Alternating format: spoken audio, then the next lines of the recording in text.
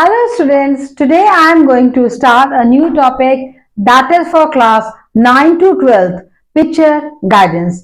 Picture guidance का मतलब ये होता है कि आपको एग्जामिनेशन में एक पिक्चर दे दी जाती है, उसमें जब आप उसको एक्सप्लेन करोगे तो उसमें आपके जो थॉट्स हैं, जो आपके व्यूज हैं, वो आप उस पर लिखेंगे, तो उसको हम बोलते हैं पिक्चर गाइडेंस। पिक्चर गाइडेंस लिखने से पहले हमें दो तीन बातों का ध्यान रखना चाहिए कि कभी भी कोई नेगेटिव सेंटेंस हमको नहीं बनाना है, ऑलवेज पॉजिटिव सेंटेंसेस बनाने हैं, और जो हम पिक्चर को देखते हैं उसको हम लोग पॉजिटिव थॉट्स मीन्स उससे हमको प्लस में क्या मिल पाएगा वो चीज हम लोग को करना चाहिए। अब सबसे पहले मैं आपको ये बताना चाहूंगी कि जो पिक्चर गाइडेंस होती है उससे आपके ideas, thought, creativity, everything is included. ये सारी चीजें उसके अंदर आपकी इंक्लूड होती हैं। और ये जो पिक्चर गाइडेंस रहती है वो दो तरह की होती है। एक होती है चेन इवेंट्स। चेन इवेंट्स मतलब कि जो आपकी जो पिक्चर है वो दो तीन पिक्चर्स को मिलाकर के आपको एक स्टोरी बनानी पड़ती है। जैसे फॉर एग्जांपल के लिए यहाँ पर आपको दिया है, ये आपके पास 4 फिगर्स हैं। हम जब भी ऐसी कोई फिगर्स देखते हैं या हमारे एग्जाम में चेन इवेंट्स आता है तो हमको पहले उस फिगर को या उस पिक्चर को बहुत ध्यान से देखना चाहिए, और जब हम उसको ध्यान से देखते हैं फिर उसका जो अगर दो तीन पिक्चर्स हैं, 4 फिगर्स हैं या 4 पिक्चर्स हैं, तो हमको उसको इतने कंसंट्रेशन से 4 को देखना चाहिए, 4 की 4 पिक्चर्स को, ताकि हम उसमें लिंक बना सकें। क्योंकि स्टोरी तभी बनती है जब लिंक बनती है पिक्चर्स के अंदर, और उसमें जितना ज्यादा क्रिएटिविटी हम लोग उसमें डाल सकते हैं वो हम करें। सबसे पहला काम हमारा इसमें क्या है, सी द पिक्चर्स केयरफुली। सबसे पहले हमको क्या करना है, वी हैव टू वॉच। हमको बहुत ध्यान से उस पिक्चर को देखना है। Make a link between the pictures to form a story. ये जो पिक्चर्स हैं इनमें आपको क्या करना है, लिंक पैदा करना है, ताकि आप एक कहानी छोटी सी बना सको। In the chain events pictures are drawn in sequence. और जब भी आपको चेन इवेंट्स वाला पिक्चर गाइडेंस मिलता है तो हमेशा ये देखना कि जो पिक्चर्स हैं वो हमेशा सीक्वेंस में बनी होती है। ऐसा नहीं होता कि यहाँ दिस क्रो इज कमिंग और इसके पास आ रहा फिर एकदम से ये डाल दिया, नहीं, वो हमेशा पिक्चर्स आपको सीक्वेंस में मिलती हैं, और उसी सीक्वेंस को मिला के हमको उसको स्टोरी बनाना पड़ता है। एक होता है सिंगल इंसिडेंट। सिंगल इंसिडेंट मतलब क्या होता है, उसमें केवल एक ही पिक्चर आपको दी जाती है और आपको उसको डिस्क्राइब करना होता है। अभी जैसे हमने ये पिक्चर देखी, अभी हमें सबसे पहले उसका हमें क्या बनाना पड़ेगा, आउटलाइन। आउटलाइन का मतलब ये होता है कि हम एक एक पिक्चर को, जो हमारे पास 4 पिक्चर्स आई हैं उनको एक एक करके फोकस करेंगे, और जब हम उसको फोकस करेंगे जो हम उस पिक्चर में देखेंगे वही चीज हम लोग सिंपल सेंटेंसेस में, सिंपल वर्ड में उसको डिस्क्राइब कर देंगे। जब भी हम लोग लाइंस बनाते हैं या आउटलाइन बनाते हैं तो हम एक चीज का ध्यान रखें कि हमें जितनी सिंपल लैंग्वेज हो उतनी सिंपल लैंग्वेज का यूज करना चाहिए, इजी वर्ड्स का यूज करना चाहिए, और हमें ऐसे वर्ड्स यूज करने चाहिए जिसका मीनिंग सामने वाला जो रीडर है, जो एग्जामिनर है, वो आराम से उसको ग्रास्प मतलब उसको समझ सके और आपको मार्किंग दे सके। इसमें हम क्या देख रहे हैं कि एक पेड़ है, इस ट्री में से ये जो क्रो है ये फ्लाई करता हुआ आ रहा है, और फ्लाई करता वो कहाँ आ रहा है, इस पॉट के करीब। ये चीज हम लोग ऑब्जर्व कर रहे हैं। तो जब ये क्रो इसके पास आ रहा है that means he is thirsty. इस सीन से हमको पता चलता है कि ये कौवा क्या है, प्यासा है, और गर्मियों के दिन में ही हम लोगों को ज्यादा प्यास लगती है। तो हमसे इस पिक्चर को देखने के बाद हमें पता चल रहा है कि ये कौन सा सीजन है, गर्मियों का।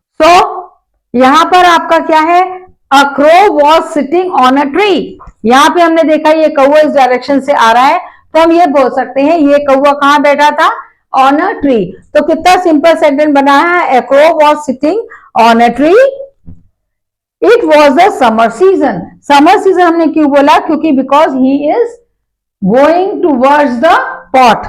उसके बाद है द क्रो वॉज थर्स्टी। अब पानी के करीब या पानी के पॉट के पास कोई तभी जाएगा जब वो प्यासा होगा। तो हमने क्या बोला कि जो क्रो था वो क्या था, थर्स्टी था। He was in search of water, और सब जगह वो पानी की तलाश कर रहा था। He flew towards the pot, और वो वहां पेड़ से उड़ा और वो कहां चला गया, इसके पास, किसके पास, पॉट के पास। ऑलराइट, नाउ सो यहां हमने इस चीज को समझ लिया है। नाउ अब इसकी जो सेकंड पिक्चर है उसको हम देखेंगे कि वो क्रो जो आया उसने पॉट के अंदर क्या कर रहा है, पीप कर रहा है। पीप करना मीन्स झांक रहा है, पॉट के अंदर झांक रहा है, क्योंकि ही थर्स्टी, क्योंकि वो प्यासा है। तो वो इसके पॉट के अंदर झांक कर देख रहा है इसमें पानी है कि नहीं। तो हम इसको कैसे डिस्क्राइब करेंगे, he is peeping into the pot. What the crow is doing? कौवा पॉट के अंदर झांक रहा है। He found water in the pot, और वो क्या देखता है कि पॉट के अंदर क्या है, पानी है। ये जो हमको दिख रहा है दिस इज ए वाटर, तो उसको दिखा कि इसके अंदर पानी है। It was half empty. अब ये ऊपर वाला ये जो पोर्शन है ये क्या था, खाली था। तो उसने क्या देखा कि जो पॉट है वो आधा एम्प्टी है। और हम इसको ऐसे भी लिख सकते हैं, the level of the water was very less. जो पानी का जो लेवल था वो बहुत कम था। मतलब दोनों में से हम कोई सा भी एक सेंटेंस यूज कर सकते हैं। इसके बाद नेक्स्ट फिगर हम देखेंगे इसकी। हमने नेक्स्ट फिगर में क्या देखा कि अब वो कौवे ने क्या किया है, he is putting stone in the pot. वो पॉट के अंदर क्या डाल रहा है, पत्थर डाल रहा है। तो हम जो इस फिगर में देखेंगे सिर्फ उसी को एक्सप्लेन करेंगे, उसके अलावा हम कुछ नहीं करेंगे। He brought a stone in his beak. अब वो हाथ से तो पकड़ के ला नहीं सकता पत्थर, तो वो किससे लाएगा, अपनी चोंच से। तो चोंच को इंग्लिश में क्या बोलते हैं, बीक। तो उसने क्या किया, वो लेकर आया एक स्टोन अपनी बीक से। जब वो अपने बीक से बार बार जाकर के स्टोन लेकर के आता है तो फिर उसने क्या किया, स्टोन को इसमें डाल दिया। तो he brought a stone in his beak and he put them in the pot. और वो अपने बीक में क्या लेकर के आया, स्टोन लेकर के आया, और उसने क्या किया, पॉट के अंदर उसको डाल दिया। अब जब पॉट के अंदर उसने डाल दिया तो हमको नेक्स्ट फिगर बताएगी कि क्या हुआ। इसमें हम देख रहे हैं कि जो पानी का लेवल है वो ऊपर आ गया है और क्रो अपने बीक को पानी के अंदर डालकर पी रहा है। तो अभी हमको सिर्फ डिस्क्राइब यही करना है, the level of the water came upward. मतलब जो पानी का जो लेवल यहां तक का था वो कहां चला गया, अपवर्ड, मतलब ऊपर की तरफ आ गया। ऑलराइट, फिर the crow drank the water, और क्रो ने क्या किया, पानी पी लिया, एंड फ्लू अवे हैप्पीली। अब जब उसकी प्यास खत्म हो गई तो वो क्या खुशी खुशी जाएगा। तो हम लोगों ने क्या किया, उसमें लिख दिया जब कौवे ने पानी पी लिया तो वो खुशी खुशी उड़ गया। अब हमारे यहाँ पे ये आउटलाइन के साथ हमने हर पिक्चर को हम लोगों ने डिस्क्राइब किया। अब क्या करना है, जब हम उसको लिख रहे हैं, जब एग्जामिनर को लिख करके दे रहे, आउटलाइन भी आपको बनानी है, प्लस जो भी आउटलाइन है उसमें आप या तो इस तरीके से लिंक बना के लिख लें, कुछ वर्ड्स उसमें डालें, एंड, इन, बट, इस तरह से कोई भी वर्ड्स आप कंजक्शन वर्ड्स लगा करके सेंटेंस बना सकते हैं। और अगर सपोज आप इंग्लिश में वीक हैं, आप नहीं बना पा रहे हैं, आपको बहुत प्रॉब्लम आ रही है, तो आप इन्हीं सेंटेंसेस को पूरा लिख देंगे। ये सेंटेंसेस मैंने आपको एबीसी करके, आपकी फर्स्ट फिगर में इतने लाइनें आ रही थी, सेकंड में आपकी इतनी लाइनें आ रही थी, थर्ड में आपकी इतनी लाइनें आई हैं, फोर्थ आपकी इतनी लाइनें आई हैं। ये इसको आप पॉइंट टू पॉइंट भी लिख सकते हैं और आप इसको एक पैराग्राफ बना करके पूरा कंक्लूजन निकाल करके एक स्टोरी इस तरह से शॉर्ट स्टोरी बना सकते हैं। ये था हमारा चेन इवेंट। मतलब अगर चेन में आपको पिक्चर्स मिलती हैं तो आपको स्टोरी इस तरीके से बनानी है। अब हम लोग बात करेंगे सिंगल इंसिडेंट की। सिंगल इंसिडेंट में क्या होता है, सिर्फ आपको एक पिक्चर दी जाती है, एग्जाम में केवल एक ही पिक्चर दी जाती है और उसको आपको एक्सप्लेन करना होता है। अभी जैसे उन्होंने एक पिक्चर दी है कि यहाँ माउंटेन्स है, माउंटेन्स में सन है और कुछ बर्ड्स उड़ रही हैं, मॉर्निंग का टाइम है, पानी यहाँ से बह रहा है, यहाँ पर पेड़ लगे हैं, पेड़ उगे हुए हैं, इससे पता चल रहा है कि ये एक फॉरेस्ट का सीन है, यहाँ पर कोई घर नहीं है, इसलिए हमको क्या लग रहा है, this is a forest scene. तो जब हम इसका डिस्क्रिप्शन शुरू करेंगे, जब हम इसको पिक्चर गाइडेंस के अकॉर्डिंग हम लोग इसको लिखना शुरू करेंगे, तो we will start writing from here. हम ऊपर से जो देखते जाएंगे, पहले हमने ये पोर्शन देखा, फिर हमने ये पोर्शन देखा, इन दोनों पोर्शन को हम लोग डिस्क्राइब कर देंगे और हमारा पिक्चर गाइडेंस हो जाएगा। एक चीज हमेशा ध्यान रखिएगा कि आप पिक्चर को खूब ध्यान से देखिएगा कि जब आप पिक्चर राइटिंग करें तो आपका कोई भी पॉइंट रह ना जाए। सो यहाँ पर हम क्या देख रहे हैं, there are huge and beautiful mountains. अब हम यहाँ देख रहे हैं बड़े बड़े पहाड़ हैं लेकिन बहुत खूबसूरत भी हैं, तो हमने क्या लिख दिया कि they are huge but they are very beautiful also. The sun is rising in the morning. अब बिकॉज ये हमको मॉर्निंग सीन लग रहा है, सन राइज कर रहा है, निकल रहा है, तो हमने क्या बोला, the sun is rising in the morning, this is a morning scene. इससे क्लियर हो जा रहा है कि हमारा कौन सा सीन है, मॉर्निंग का सीन है। It is the morning scene, मतलब ये एक मॉर्निंग सीन है। The sun is rising, it is a morning scene. Birds are flying in the sky, ये हम चिड़िया क्या देख रहे हैं, उड़ रही है, so the birds are flying in the sky. It is a scene from a forest. क्योंकि यहाँ पे हम लोग को कोई घर वगैरह नहीं दिख रहा, तो हमने क्या बोल दिया कि ये जो सीन है वो कहाँ का है, फॉरेस्ट का है। The river is flowing। अब ऊपर का डिस्क्रिप्शन हो गया हमारा, अब हम नीचे के पार्ट में आ रहे हैं। The river is flowing, ठीक है, नदी बह रही है ना। फिर उसके बाद and there are tree growing around the river, और ये जो रिवर है इसके आसपास क्या हो रहा है, पेड़ उग रहे हैं। The scene is very beautiful. और जब हम इसको कंप्लीटली देख रहे हैं तो हमें ये सीन कैसा लग रहा है, बहुत खूबसूरत लग रहा है। तो दैट मीन्स अगर एक सिंगल पिक्चर गाइडेंस में हमको क्या करना है, एक पिक्चर को डिस्क्राइब करना है। इसको बनाने के लिए आप और भी सेंटेंसेस बना सकते हो। That water is very pure, water is looking very fresh। इस तरीके से आप और सेंटेंसेस इंक्रीज कर सकते हैं। अब कुछ पॉइंट्स हमको अपने दिमाग में रिमेंबर करके रखना है पिक्चर राइटिंग करते वक्त, क्योंकि क्या होता है जब हम पिक्चर राइट करते हैं तो हमारे जो सेंटेंस के सीक्वेंस है वो ऊपर नीचे हो जाते हैं। तो वो भी मैंने आपको बता दिया कि हम लोग ऊपर से स्टार्ट करेंगे, फर्स्ट क्या सीन है, फिर सेकंड क्या है, फिर थर्ड क्या है, इस तरह से हम इसको डिस्क्राइब कर देंगे।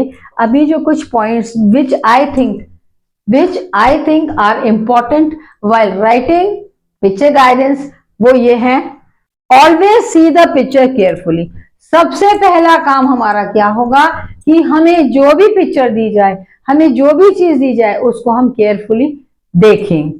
उसके बाद अंडरस्टैंड द पिक्चर, फिर उसकी अंडरस्टैंडिंग, मतलब वो पिक्चर कहना क्या चाह रहा है। वो अगर जैसे हम लोग को एक जगह फैक्ट्री दिखा दी और नीचे थोड़ा पानी दिखा दिया और उसमें डब्बे वब्बे कुछ गिरे हुए दिखा दिए, तो हमको पता चल जाएगा ये वाटर पोल्यूशन के बारे में बात की जा रही है। जैसे फॉर एग्जाम्पल के लिए ये जो आपका था, जो सिंगल पिक्चर रहती है उसमें वो लोग हेडिंग के लिए भी हमको बोलते हैं। जैसे फॉर एग्जाम्पल के लिए अब हमारा जब भी हमको सिंगल पिक्चर दिखाई जाती है तो हमको उसको एक हेडिंग देनी पड़ती है। हेडिंग हमारी जो रहती है वो टॉप हेडिंग से ही स्टार्ट होता है। हेडिंग हमारी 2 to 3 वर्ड्स की होनी चाहिए, 2 to 3 वर्ड्स ओनली, क्योंकि अगर इससे ज्यादा का हमारा हेडिंग हुआ तो क्या होगा, it will become a sentence. अभी जैसे हम लोग ये सीनरी देख रहे हैं, इस सीनरी में क्या है, हम लोग क्या देख रहे हैं, तो हम लोग देख रहे हैं माउंटेन्स हैं, बर्ड्स हैं, ट्री है, सन है, उसी सब चीजों को इसमें डिस्क्राइब किया गया है। There are huge and beautiful mountain, बड़े बड़े पहाड़ हैं और देखने में बहुत ज्यादा खूबसूरत हैं। They are beautiful. The sun is rising, rising हो रहा है सन का, तो that means it is a morning scene, it is a morning scene.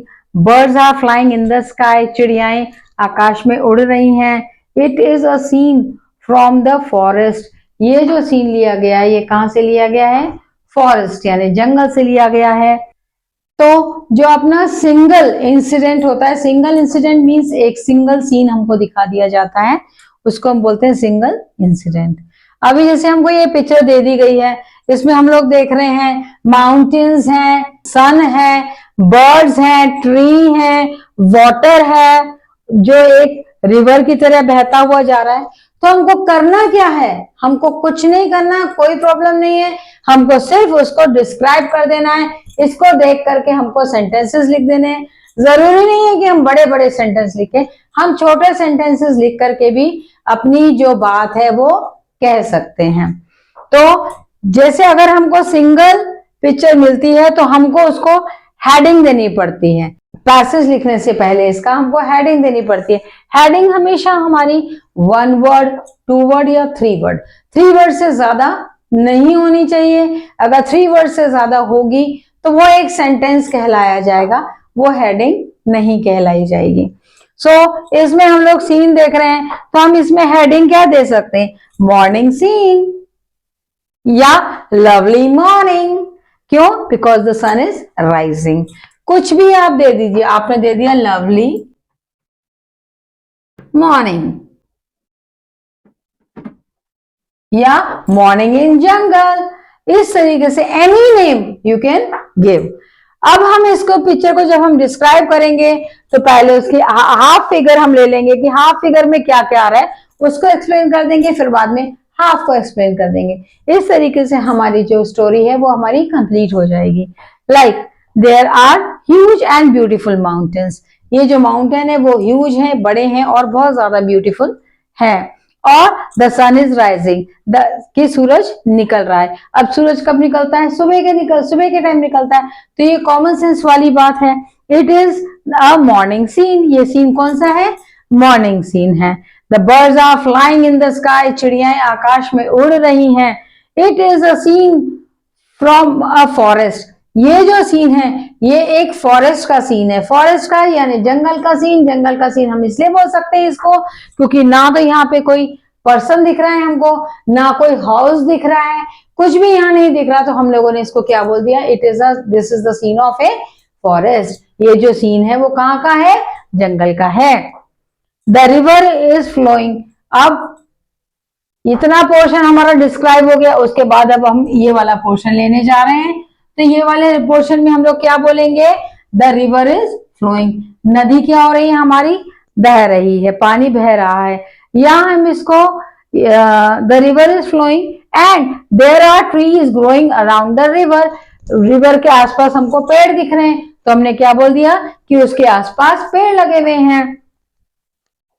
The scenery is very beautiful, अब हम होल सोल इस फिगर को देखते हैं या सीनरी को देखते हैं तो ये बहुत खूबसूरत हमको लग रही है। इस तरीके से आप सेंटेंसेस इसमें और भी ऐड कर सकते हैं भी कि हम लोग जो सूरज है उसका जो छाया है, उसकी जो शेडो है वो हम पानी में देख सकते हैं। The shadow of the water can be seen in the water. तो ये सब चीजें करके हम और भी इसको अच्छे से डिस्क्राइब कर सकते हैं। नाउ अब हमको क्या करना है कि जब भी हम कोई भी पिक्चर गाइडेंस वाला टॉपिक लिखते हैं, चाहे ये टॉपिक हो चाहे दूसरे टॉपिक हो, कोई भी टॉपिक हो, तो हमको कुछ पॉइंट्स को अपने दिमाग में रखना पड़ेगा। वो कुछ पॉइंट्स जो मुझे लगे हैं कि हाँ इन पॉइंट्स को आप ध्यान में रखोगे तो आपका पैसेज बहुत अच्छा चला जाएगा, तो वो कुछ पॉइंट्स यहाँ पर है। Always see the pictures carefully, सबसे पहले हमको पिक्चर को ध्यान से देखना है, केयरफुली देखना है। जितना हम ध्यान से उस पिक्चर को देखेंगे उतना ही हमें उसके बारे में नॉलेज होगा। दूसरा बात, अंडरस्टैंड द पिक्चर, जब हम पिक्चर को देखेंगे तभी हम उसको समझ पाएंगे कि ये जो जिसने भी इस पिक्चर को ड्रॉ किया है वो कहना क्या चाहता है या उसमें से क्या निकल के आ रहा है। मेक द आउटलाइन, जो भी पिक्चर है उसकी एक छोटी सी आउटलाइन बना लो, और उसमें आउटलाइन जब आप उसका पैराग्राफ आउटलाइन बनाने के बाद आपको आधे से ज्यादा डिस्क्रिप्शन मिल जाएगा। जब आप उसका पैराग्राफ बनाते हो तो उसमें कुछ कंजक्शन वर्ड्स या कुछ थोड़े बहुत वर्ड्स अपने ऐड करके एक लिंक आप उसके बीच में बना सकते हो। उसके बाद है the language should be easy, कोशिश करें जितनी इजी लैंग्वेज, जितने इजी वर्ड्स हम लोग यूज कर सकते हैं उतनी बनाया जाए। आपने मेरे इस मैसेज में देखा भी होगा, बहुत छोटे छोटे बहुत माइनर माइनर हम लोगों ने सेंटेंसेस बनाए, क्योंकि कईयों को इंग्लिश नहीं आती है तो ये उस पर ज्यादा हम लोगों ने एफर्ट करके बनाया है कि जिसको इंग्लिश नहीं आती है और उसको एग्जामिनेशन में अगर ये पिक्चर गाइडेंस का आ जाता है तो वो किस तरीके से मार्क्स स्कोर कर सकता है और इसको लिख सकता है। The language should be easy, use only useful words, जब भी हम कुछ लिखें या जब भी हम कोई पिक्चर देखते हैं उसमें केवल यूजफुल वर्ड्स लिखें जो उस फिगर से या उस पिक्चर से रिलेटेड हों। अवॉइड अननेसेसरी वर्ड्स, फालतू की उसमें चीजें कुछ भी लिखने की जरूरत नहीं है, अवॉइड करो उन सब चीजों को। दूसरा है क्रिएट इमोशंस स्टोरी कनेक्शन, ये बात जो इमोशनल इन्होंने बोला है कि हमको जो क्रिएटिविटी है वो इमोशनल करनी है, इमोशनल स्टोरी बनानी है। और जैसे कि मैंने आपको बताया था कि चेन पिक्चर वाली जो होती है उसमें हमको कनेक्टिविटी भी डालनी पड़ती है। तो जो भी हम पिक्चर को हम डिस्क्राइब करें या कुछ भी करें तो उसके कनेक्शन एक से एक को लिंक होना चाहिए। Avoid using the negative words और नेगेटिव सेंटेंस, हमें नेगेटिव वर्ड्स और नेगेटिव सेंटेंसेस का यूज नहीं करना चाहिए पिक्चर मेकिंग में। अगर आप नेगेटिव वर्ड्स यूज करोगे तो आपके नेगेटिव थॉट्स उसमें शो होंगे। हमको पॉजिटिव की तरफ रहना है और पॉजिटिव सेंटेंसेस ही बनाने हैं। यूज द एप्रोप्रिएट वर्ड और अ सेंटेंस, एप्रोप्रिएट वर्ड मतलब वही शब्द यूज करिए जो उस पिक्चर से रिलेटेड हो, फालतू के वर्ड्स आप ना लिखें या फालतू के आप सेंटेंसेस ना बनाएं। अगर आप इस तरीके से अपना पिक्चर गाइडेंस वाला टॉपिक क्लियर करेंगे तो आई थिंक सो आपको 100% मार्क्स अच्छे मिलेंगे। और मुझे लगता है ये 9 से लेकर 12 तक के बच्चों के लिए ये जो बहुत इजी वे में हमने डिस्क्राइब किया है पिक्चर गाइडेंस को इजी वे में, तो मुझे लगता है कि उनको समझ में आ जाएगा। अगर सपोज आप लोग को कोई डाउट्स होते हैं तो आप कमेंट बॉक्स में मुझसे पूछ सकते हैं। Okay bye, the topics ends over here. Okay bye, thank you.